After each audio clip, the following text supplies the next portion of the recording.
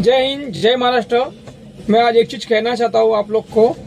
चिमचोटी अंजुफड़ा road है, जो ये टोल प्लाजा जो है, ये टोल तो चालू है लेकिन रोड का थोड़ा भी सुधार नहीं हो रहा है।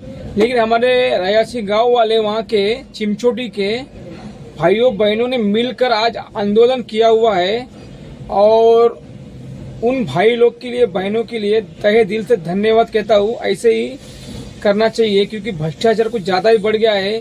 क्योंकि टोल चालू होने के बावजूद और बारिश का टाइम है, काफी अपघात हो रहे हैं, बहुत जीवदानी भी जा रही है। इस पे किसी का ध्यान नहीं है, लेकिन टोल चालू है और इसमें नेता लोग का भी ध्यान नहीं है बिल्कुल। अच्छा लगा वीडियो देख के।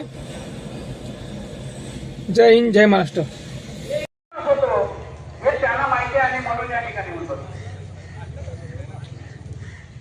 अनेक रास्ता रोको बघितले असतील, संघटनेने सुद्धा या अगोदर रास्ता रोको केले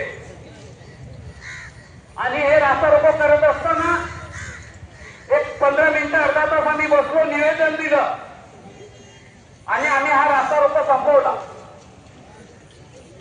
मी सर्वांचा उल्लेख केला, त्याच्यामध्ये ते दिवस रात्र मेहनत करतात, लक्षात घ्या।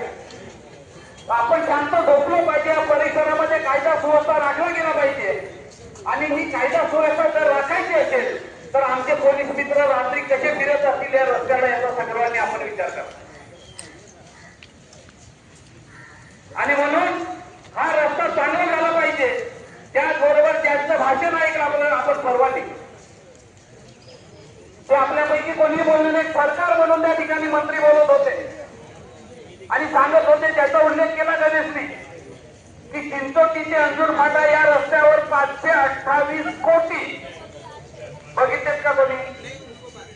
अरे बघितलेत का 528 कोटी? हा, अरे 5 कोटी पण नाही ना हा। आणि म्हणून आपण ठरवलं की हे बेमुदत रास्ता रोको या ठिकाणी आपण सुरू करतोय।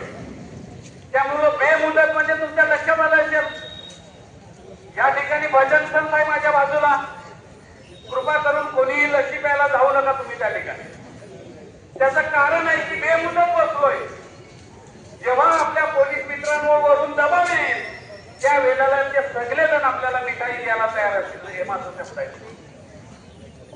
कारण शेवटी त्याला कायदा सुव्यवस्था राखायचा, लक्षात घ्या, ते आपल्या विरोधात नाहीये।